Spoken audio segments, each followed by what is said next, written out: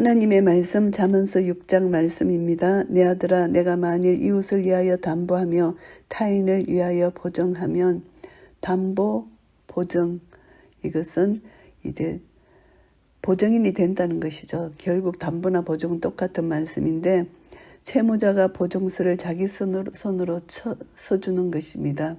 그래서 이제 채무자의 의무가 보증인에게 이렇게 이관된다는 것을 나타내는 상징적 표현인데요. 내 입의 말로 내가 얽혔으며 내 입의 말로 인하여 잡히게 되었느니라. 결국 성급하고 경솔한 담보와 보증의 폐해를 결과적인 측면에서 말씀합니다. 얽혔다. 성급한 판단으로 담보 보증 때문에 입게 되는 모든 공경 당하게 되는 것, 이것을 말씀합니다. 그래서 모든 어려움의 책임이 바로 자기 자신에게 돌아온다는 것입니다. 그래서 히브리 사회에서 보면은 잘못된 보증의 결과로 재산을 압류당하거나 종으로 팔리는 경우가 허다했습니다. 내 아들아, 내가 네 이웃의 손에 빠졌은즉 이같이 하라. 너는 곧 가서 겸손히 내 이웃에게 간구하여 스스로 구원하되. 여기서는 담보와 보증에 대한 예방적 측면을 말하는 것이 아니고 이미 당한 것입니다. 피해의 지경에 처신해야 될 방법을 여기서 교훈하는 것입니다. 그래서 겸손히 자신을 낮추라는 것입니다. 겸손한 자세로 간구해서 구원을 얻으라는 것입니다. 그래서 예언하거나 사정하는 것이 아니라 목적을 달성할 때까지 끈들찌게 조르라는 것을 여기서 말씀합니다. 그렇게까지 했으라도 그 잘못된 담보, 보증의 의무에서 벗어나라는 것을 촉구하는 말씀이고요. 내 눈으로 잠들게 하지 말며 눈꺼풀로 감기게 하지 말고 결국은 잠시도 쉬지 말고 그것에서 벗어날 수 있도록 최선을 다하라, 이런 뜻이고요. 노루가 사냥꾼의 손에서 벗어나는 것 같이 새가 거물 치는 자의 손에서 벗어나는 것 같이 스스로 구원하라. 조급하게 도망갈 길만 찾는 사람을 상징하는 그런 표현인데요. 그것처럼 담보와 보증의 올무에서 벗어날 것을 비유적으로 이렇게 교훈한 말씀이고요. 게으른 자여 개미에게로 가서 그 하는 것을 보고 지혜를 얻으라. 개미는 부지런하잖아요. 그러니까 미물의 속성을 통해서 만물의 영장인 사람인 허물을 역설적으로 꼬집고 있습니다. 빈둥거리며 나태하게 지내지 말라는 것을 말씀합니다. 개미는 두령도 없고 간역작도 없고 주권자도 없으되 어떤 감찰하는 어떤 자들도 없다는 것입니다. 그런데 감시자도 없는데 자발적으로 일한다. 어려울 때 대비하는 개미의 생활 자세를 강조하고 있습니다. 먹을 것을 여름 동안에 예비하며 추수 때 양식을 모으느니라. 결국 여름 동안 추수기를 포함하는 무더운 기간, 추수 때는 구를 지칭합니다. 곡식의 추수기입니다. 이것을 보면은 일할 수 없는 겨울을 제외하고는 쉼없이 활동하는 개미의 건면성, 준비성을 여기서 나타내는 것이고요. 게으른 자여 내가 어느 때까지 눕겠느냐, 내가 어느 때에 잠이 깨어 일어나겠느냐. 반복되는 반어법적 표현을 통해서 무절제하고 방종한 생활 자세를 강력하게 경고하는 말씀이고요. 좀 더 자자, 좀 더 졸자, 손을 모으고 좀 더 눕자 하면 결국은 사소하고 무절제한 안락함, 타협하는 게으른 자의 생활 자세, 이것을 풍자적으로 묘사했고요. 결국은 게으름을 묘사하고 있습니다. 그래서 부지런하다는 것을 강하게 언급하는 것입니다. 내 빈궁이 강도같이 오며 내 곤핍이 곤사같이 이르리라. 결국은 가난 앞에서 무력하게 줄 수밖에 없다는 것을 비유하는 것입니다. 게으른 자에게는 빈궁과 곤핍이 불시에 다가온다. 도저히 막을 수 없다. 이것을 말씀하고요. 불량하고 악한 자는 그 행동에 개울한 입을 벌리며, 그래서 사회에 아무런 유익이 없는 무가치한 해방꾼, 이것을 여기서 불량한 자로 표현을 하는데요. 게으란 입을 벌린다. 이것은 진리에서 벗어나고 거짓된, 왜곡된 것을 말한다. 거짓된 말을 합리화시키고 남을 속인다. 이것을 말씀하고요. 눈짓을 하며 발로 뜻을 보이며 손가락질로 알게 하며, 결국 발이 쉽게 눈에 띄지 않듯이 엄밀하게 자신의 악의를 드러낸다는 것이고요. 손가락질로 알게 한다는 것은 남을 모해하거나 조롱 경멸한다는 뜻입니다. 그래서 악행이 습관화된 자는 그 신체의 각 지체를 통해서 부정 불법의 도구로 사용한다는 것입니다. 그것을 말씀하는 것이고요. 그 마음에 폐역을 품으며 항상 악을 꾀하여 다툼을 일으키는 자라. 모든 감정과 이성의 그 장소가 마음이잖아요. 마음으로부터 악을 향해 있다는 것, 악을 품고 있다는 것. 그래서 그의 전 삶이 악을 도모하고 악을 꾀하고 악을 실행에 옮긴다는 것. 그거면 몰두한다는 것입니다. 그러므로 그 재앙이 갑자기 임한적 도움을 얻지 못하고 당장에 패망하리라. 결국은 그 마음에 품은 악으로 인하여 재앙이 갑자기 닥친다. 피할 수 없다는 것입니다. 여호와의 미워하시는 것 곧 그 마음에 싫어하시는 것이 6, 7가지니 6, 7가지라는 것은 수사학적으로 이렇게 표현하는 것인데 결국은 여러 가지 제약이 있다는 것입니다. 그래서 여호와께서 미워하시는 것 이제 마태복음의 팔복과 대조되는 그런 말씀입니다. 미워하시는 것 중에 곧 교만한 눈과 거짓된 혀와 무죄한 자의 피를 흘리는 손. 결국은 여기서 보시면은 교만이 제일 먼저 나옵니다. 교만이 죄의 근본 원인이기 때문입니다. 거짓된 혀, 마음의 교만으로 말미암아 진리를 왜곡하고 사람을 속여 파멸에 이르게 하는 거짓말이 나오고요. 그 다음에 무죄한 자의 피를 흘리는 손입니다. 결국은 이 거짓 증언을 해서 죄가 없는 자를 이제 죄 있게 하는 그런 피를 흘리는 손, 또 손으로 살인하는 이런 죄악들, 악한 계교를 깨하는 마음과 빨리 악으로 달려가는 발, 모든 신체를 동원해서 죄로 달려가는 그것을 표현합니다. 거짓을 말하는 망령된 정인과 및 형제 사이를 이간하는 자니라. 정인은 거짓을 증거하면 안 되는데 이 거짓자는 거짓을 그 삶에 적용시키지 않고는 살아갈 수 없는 위정자들, 거짓으로 가득 찬 자들입니다. 그래서 형제 사이에 이간시키고 거짓으로 정언하고 많은 사람들을 멸망으로 치닫게 하는 악을 행하는 자를 여기서 말씀합니다. 내 아들아 내 아비의 명령을 지키며 내 어미의 법을 떠나지 말고. 결국 아비 어미의 명령과 법, 하나님의 말씀을 여기서 나타내는 것이죠. 그것을 항상 내 마음에 새기며 내 목에 매라.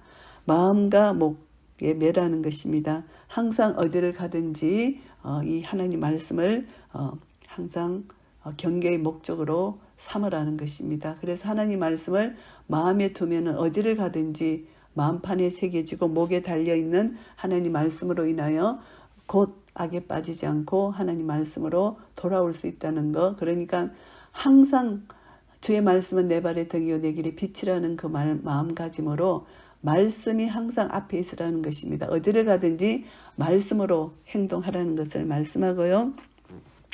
그것이 너의 다닐 때에 너를 인도하며 너의 잘 때에 너를 보하며 너의 깰 때에 너로 더불어 말하리니. 결국은 말씀으로 무장하라는 것입니다. 대저 명령은 덩불이요 법은 빛이요 훈계의 책망 곧 생명의 길이라. 결국은 이제 여기서 나열하는 건 하나님의 법, 덩불, 특별한 빛이죠. 그게 하나님의 말씀만이 길이요 덩불이요 명령이요 빛이다, 법이다, 이것을 말씀합니다. 그래서 영적 도덕적으로 이제 하나님은 훈계의 책망을 이 말씀으로 해주신다는 거죠. 그래서 참된 생명을 얻는 방법, 그 방향을 제시해 주는 것은 덩불이고 빛이다. 하나님 말씀이 덩불이고 빛이다. 그래서 주의 말씀은 내 발의 등이요 내 길의 빛이라는 이 말씀이 또 우리가 생각되고요. 이것이 너를 지켜서 악한 계집에게 이방 계집의 혀로 호리는 말에 빠지지 않게 하리라.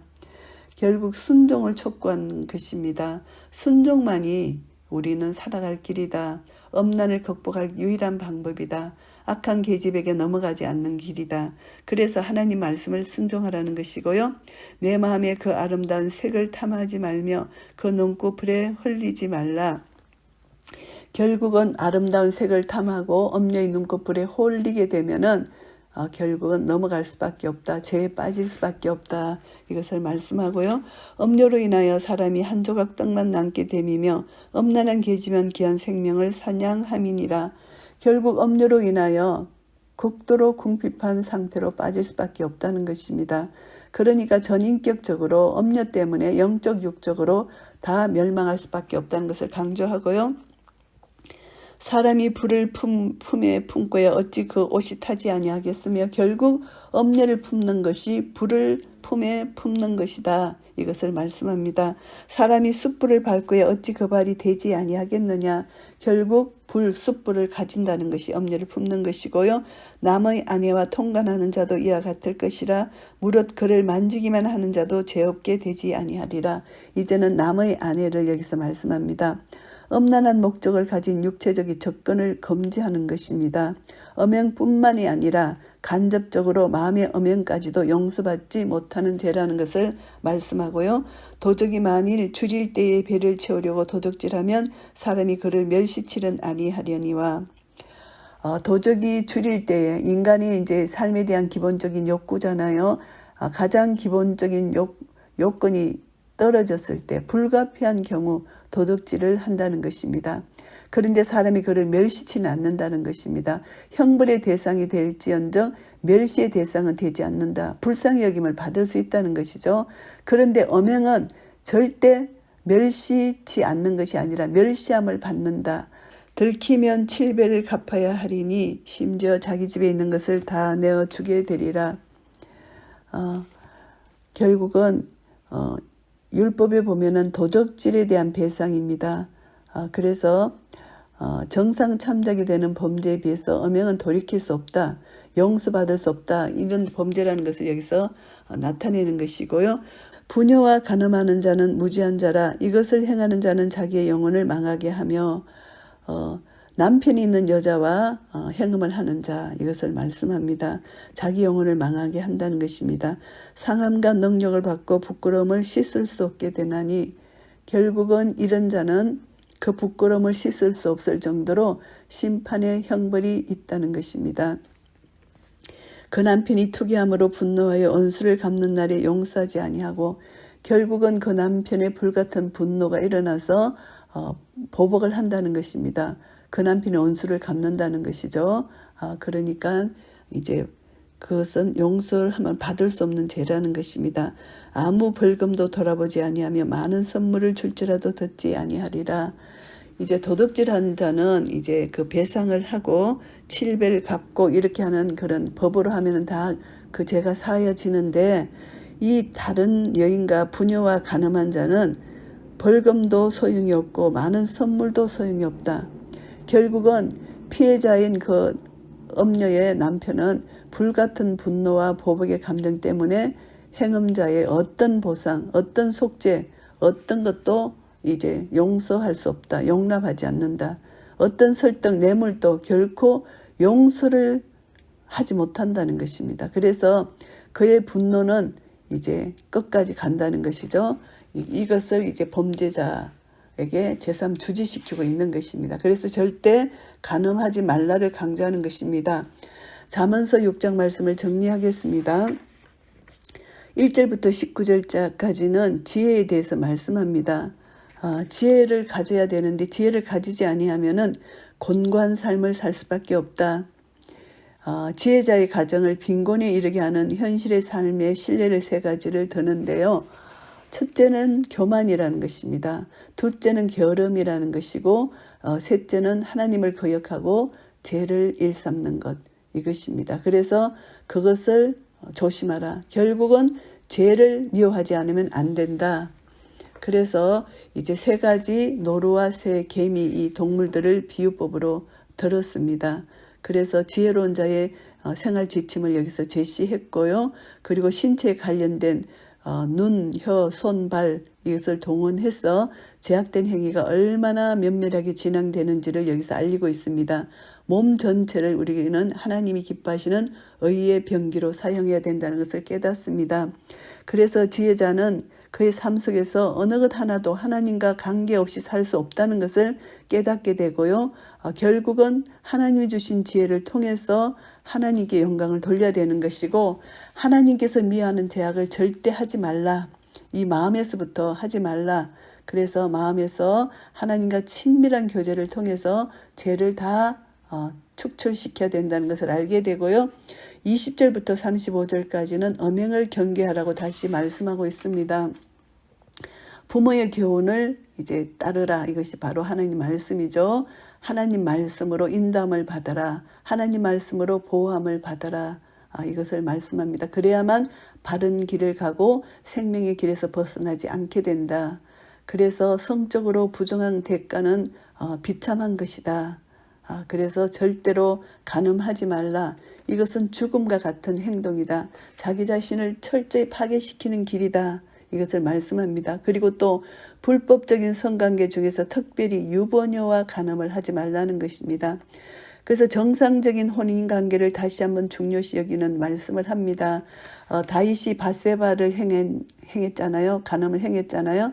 그 죄의 결과로 인해서 하나님은 나단 선지자를 통해서 다윗을 책망하십니다. 남의 가정을 깨지 말라는 것입니다.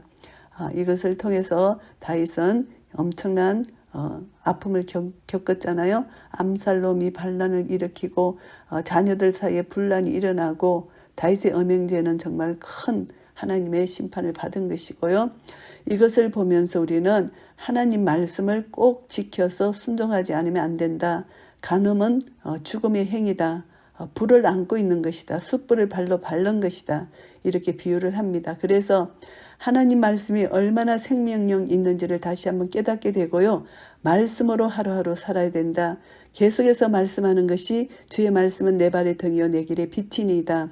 우리는 말씀 가지고 살지 않으면 곧바로 우리는 죄악에 빠질 수밖에 없는 연약한 자라는 것을 깨닫게 됩니다. 그래서 내 마음에 하나님 말씀으로 가득 차야 되고 순간순간 내 목에 또 하나님 말씀을 매는 것으로 한 걸음 한 걸음 하나님 말씀을 따라가지 않으면 우리는 죄에 빠질 수밖에 없는 연약한 존재라는 것을 다시 한번 깨닫고 우리는 근신하고 깨어서 마귀를 대적하고 하나님 말씀으로 전신갑주를 입어서 혼과 영과 간주를 찔러 쪼개는 생명의 말씀의 능력이 오늘도 내 속에서 역사되어서 말씀으로 교훈받고 책망 갖고 바르게 하고 의로 교육함을 받아서 하나님의 사람으로 온전케 하고 모든 선한 일을 행하게 온전케 하려는 이 말씀의 능력이 우리의 삶을 통해서 나타나 하나님께 온전한 영광 돌려드리는 한 분 한 분 되시기를 예수 그리스도의 이름으로 축복합니다. 아멘.